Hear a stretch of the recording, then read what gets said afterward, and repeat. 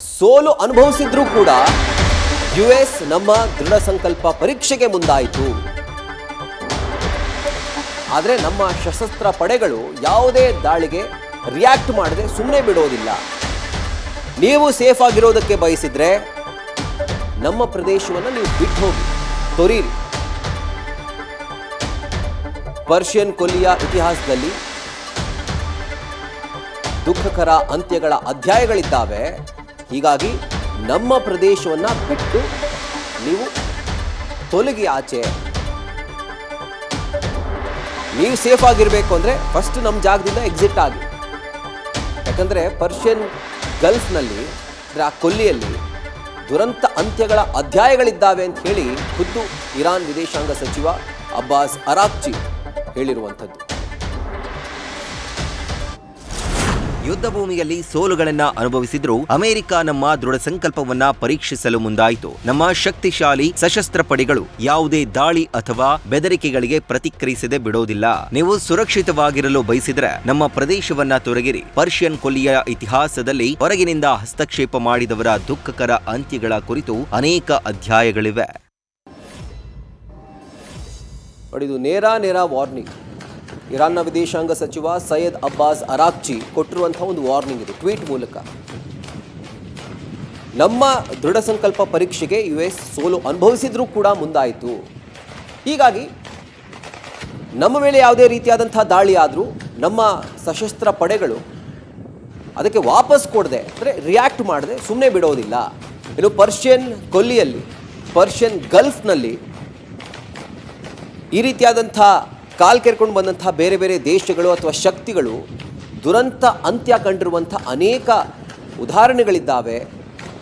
ದುರಂತ ಅಂತ್ಯ ಕಂಡಂಥ ಅನೇಕ ಅಧ್ಯಾಯಗಳಿದ್ದಾವೆ ಅಂಥೇಳಿ ಈ ಒಂದು ಟ್ವೀಟನ್ನು ಇರಾನ್ನ ವಿದೇಶಾಂಗ ಸಚಿವ ಸೈಯದ್ ಅಬ್ಬಾಸ್ ಅರಾಕ್ಚಿ ಮಾಡಿದ್ದಾರೆ.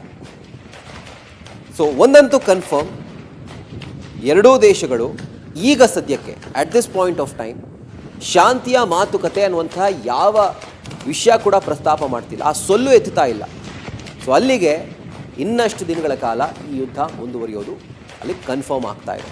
ಸೊ ಇರಾನ್ ಅಮೇರಿಕ ಈ ಕಡೆ ಯುದ್ಧಕ್ಕೆ ನಿಂತಿದ್ರೆ ಇಸ್ರೇಲ್ ಏನು ಮಾಡ್ತಾ ಇದೆ? ಇಸ್ರೇಲ್ ಕೂಡ ಕಾಯ್ತಾ ಇದೆ. ಯಾಕಂದರೆ 3 ದಿನಗಳ ಹಿಂದೆಯೇ ಅಮೇರಿಕ ಅಧ್ಯಕ್ಷ ಇಸ್ರೇಲ್ನ ಪ್ರಧಾನಿ ಬೆಂಜಮಿನ್ ನೆತನ್ಯಾಹು ಅವರಿಗೆ ಒಂದು ವಾರ್ನಿಂಗ್ ಕೊಟ್ಟಿದ್ರು. ತಕ್ಷಣಕ್ಕೆ ನೀವು ನಿಲ್ಲಿಸ್ತಿದ್ರೆ ನಿಮ್ಮ ಮೇಲೆ ನಾವು ಅಟ್ಯಾಕ್ ಮಾಡ್ತೀವಿ ಅಂತ. ಇಸ್ರೇಲ್ ಇನ್ನೊಂದು ಕಡೆ ಲೆಬನಾನ್ ಮೇಲೆ ದಾಳಿಯನ್ನು ಮಾಡಿತ್ತು. ಲೆಬನಾನ್ನಲ್ಲಿ ಇರಾನ್ ಕೃಪಾಪೋಷಿತ ಸಂಘಟನೆಗಳಿದ್ದಾವೆ. ಸೊ ಇರಾನ್ ಮತ್ತೊಮ್ಮೆ ದಾಳಿಗೆ ಮುಂದಾಯಿತು, ಇಸ್ರೇಲ್ ಮೇಲೆ ದಾಳಿ ಮಾಡ್ತು ಕೂಡ. ಸೊ ಹೀಗಾಗಿ ಅಮೇರಿಕ ಹೇಳಿದ್ದೇನು, ನಾವೇನೋ ಇವ್ರನ್ನ ಕರ್ಕೊಂಬಂದು ಶಾಂತಿ ಗಿಂತಿ ಅಂತ ಮಾತಾಡ್ತಾ ಇದ್ದೀವಿ, ನೀವು ನೋಡಿದ್ರೆ ಅಟ್ಯಾಕ್ ಮಾಡ್ತಿರಲ್ಲ, ನೀವು ಅಕಸ್ಮಾತ್ ದಾಳಿಯನ್ನು ನಿಲ್ಲಿಸಿಲ್ಲ ಅಂತಂದರೆ ನಾವು ನಿಮ್ಮ ಮೇಲೆ ಅಟ್ಯಾಕ್ ಮಾಡ್ತೀವಿ ಅಂತ ಇಸ್ರೇಲ್ಗೆ ವಾರ್ನಿಂಗ್ ಕೊಟ್ಟಿದ್ರು ಅಮೇರಿಕ ಅಧ್ಯಕ್ಷರು. ಆದರೆ ಇವತ್ತಾಗಿದ್ದೇನು, ತನ್ನ ಹೆಲಿಕಾಪ್ಟರ್ ನಾಶವಾಯಿತು ಇರಾನ್ ಸೇನೆಯಿಂದ ಅಂತ ಹೇಳಿ ಅದಕ್ಕೆ ಪ್ರತೀಕಾರ ಅನ್ನೋ ಥರ ಅಮೇರಿಕಾನೇ ಈಗ ಇರಾನ್ ಮೇಲೆ ದಾಳಿ ಮಾಡ್ತಾ ಇದೆ. ಸೊ ಇಸ್ರೇಲ್ ಕೂಡ ಕಾಯ್ತಾ ಇದೆ ಒಂದು ಚಿಕ್ಕ ಸಿಗ್ನಲ್ಗೋಸ್ಕರ ಅಮೇರಿಕಾದಿಂದ. ಆ ಸಿಗ್ನಲ್ ಸಿಕ್ತು ಅಂತಾದರೆ ಮತ್ತೊಮ್ಮೆ ಇಸ್ರೇಲ್ ಅಮೇರಿಕ ಸೇರಿಕೊಂಡು ಜಂಟಿಯಾಗಿ ಇರಾನ್ ಮೇಲೆ ದಾಳಿ ಮಾಡಿದರೂ ಯಾವುದೇ ಥರದ ಆಶ್ಚರ್ಯ, ಅಚ್ಚರಿ, ಶಾಕ್ ಎಂಥದೂ ಇಲ್ಲ. ಸೊ ಅಲ್ಲಿಗೆ ಈ ಯುದ್ಧ ಇನ್ನಷ್ಟು ದಿನಗಳ ಕಾಲ ಮುಂದುವರಿಯುವಂಥ ಎಲ್ಲ ಸಾಧ್ಯತೆಗಳಿದ್ದಾವೆ.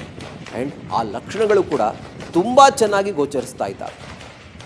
ಸೊ ಈ 3 ರಾಷ್ಟ್ರಗಳ ತಿಕ್ಕಾಟ, ಕಿತ್ತಾಟ, ಯುದ್ಧ ಬೇರೆ ಬೇರೆ ದೇಶಗಳಿಗೆ ಇಂಡೈರೆಕ್ಟಾಗಿ ಹೊಡೆತ ಕೊಡ್ತಾ ಇರುವಂಥದ್ದು. ಬೇರೆ ಬೇರೆ ದೇಶಗಳಲ್ಲಿ, ನಮ್ಮ ದೇಶದಲ್ಲಿ ಬಿಡಿ, ತೈಲ ಬೆಲೆ ಏರಿಕೆ ಆಗಿದೆ, ಪೆಟ್ರೋಲ್ ಡೀಸೆಲ್ ಬೆಲೆ ಏರಿಕೆ ಆಗಿದೆ, ಅಭಾವ ಕೂಡ ಇದೆ. ಆದರೆ ಇನ್ನೂ ಕೆಲವೊಂದಷ್ಟು ದೇಶಗಳಲ್ಲಿ ಈ ಥರ್ಡ್ ವರ್ಲ್ಡ್ ಕಂಟ್ರಿ ಅಂತ ಏನು ಕರಿತೀವಿ, ಆ ಕಂಟ್ರಿಗಳಲ್ಲಿ, ಆ ದೇಶಗಳಲ್ಲಿ ಕಂಪ್ಲೀಟ್ ಶಟ್ ಡೌನ್. ಕರೆಂಟ್ ಇಲ್ಲ, ಪೆಟ್ರೋಲ್ ಇಲ್ಲ, ಡೀಸೆಲ್ ಇಲ್ಲ, ಸಂಚಾರನೇ ಇಲ್ಲ ವಾಹನಗಳದ್ದು.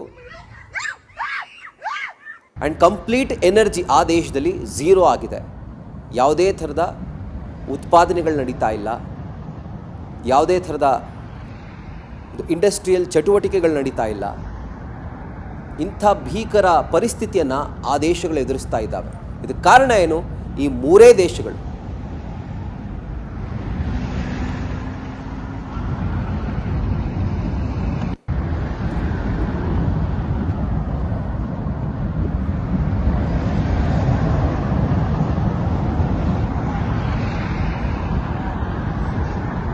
ಸೊ 3 ದೃಶ್ಯಗಳನ್ನು ಗಮನಿಸ್ತಾ ಇದ್ದೀರಿ. ದೃಶ್ಯ ನಂಬರ್ 1, ದೃಶ್ಯ ನಂಬರ್ 3 ಈ ಎರಡೂ ಕೂಡ ಇರಾನ್ನಲ್ಲಿ ಉಂಟಾಗಿರುವಂಥ ಒಂದು ಭೀಕರತೆ, ಅಮೇರಿಕಾ ದಾಳಿಯಿಂದ. ಆ್ಯಂಡ್ ಮಧ್ಯದ ದೃಶ್ಯ ಏನು ಗಮನಿಸ್ತಾ ಇದ್ದೀರಿ, ಹೆಲಿಕಾಪ್ಟರ್ನ ದೃಶ್ಯ. ಆ ದೃಶ್ಯ ಅಮೇರಿಕಾದ ಅಪಾಚೆ ಹೆಲಿಕಾಪ್ಟರನ್ನು ಇರಾನ್ ಸೇನೆ ಹೊಡೆದು ಉರುಳಿಸ್ತಾ ಇರುವಂಥ ದೃಶ್ಯ. ಸೊ ಈ ಒಂದು ಹೆಲಿಕಾಪ್ಟರ್ನಿಂದಾನೇ ಆಲ್ಮೋಸ್ಟ್ ಶಾಂತ ಸ್ಥಿತಿಗೆ ಏನು ತಲುಪಿತ್ತು, ಕದನ ವಿರಾಮ ಘೋಷಣೆಯಾಗಿ ಏನದು ನಡೀತಾ ಇತ್ತು ಎರಡೂ ದೇಶಗಳ ಮಧ್ಯೆ, ಆ ಕದನ ವಿರಾಮ ಈಗ ಮತ್ತೊಮ್ಮೆ ಮುರಿದು ಬಿದ್ದಿದೆ. ಈ ಹೆಲಿಕಾಪ್ಟರ್ನಿಂದಾನೇ ಮತ್ತೊಮ್ಮೆ ಮಧ್ಯಪ್ರಾಚ್ಯದಲ್ಲಿ ಪರಿಸ್ಥಿತಿ ಉದ್ವಿಗ್ನತೆ ಕಡೆ ಜಾರಿದೆ.